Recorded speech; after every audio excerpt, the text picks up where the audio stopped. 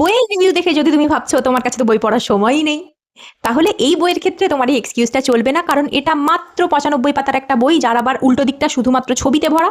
তো আরো ছোট বই, বইটার নাম হু মুভড মাই চিজ। এবার বইটা পড়বে কেন? পড়বে এই কারণে, কারণ আমরা সবাই জানি জীবন পরিবর্তনশীল, কিছু মানুষ জীবনের পরিবর্তনের সাথে এগিয়ে যায়, কিছু মানুষ এগোয় না। আর যারা এগোয় না, তারা যারা এগিয়েছে তাদেরকে দেখে কাঁদতে থাকে, আমার জীবনে কেন এটা হচ্ছে, ওর সাথে সব ভালো হচ্ছে, ওর সাথে সব ভালো হচ্ছে, আমার সাথে সব খারাপ হচ্ছে। না, তুমি সময়ের সাথে বদলাচ্ছ না, তাই খারাপ হচ্ছে। তো সময়ের সাথে বদলাও, কিছু পরিবর্তন এলে বদলাও, বদল দরকার। তো এই বইটার মেন থিম ওটাই, দুটো ইঁদুর তারা একটা মেজের মধ্যে মানে গোলক ধাঁধার মধ্যে আটকে আছে। এই চিজের লক্ষ্যে ওরা জাস্ট এদিক ওদিক ঘুরে বেড়াচ্ছে, কোথায় গেলে ওরা একটু চিজ পাবে। তো এই নিয়ে এই পুরো বইটা, তুমি যদি ম্যানেজমেন্টের স্টুডেন্ট হয় তো তাহলে তুমি ভীষণ এনজয় করবে। আর তাছাড়াও এই বইটাকে তুমি লাইফের যে কোনো অ্যাসপেক্টে কাজে লাগাতে পারো, সেটা তোমার রিলেশনশিপও হতে পারে।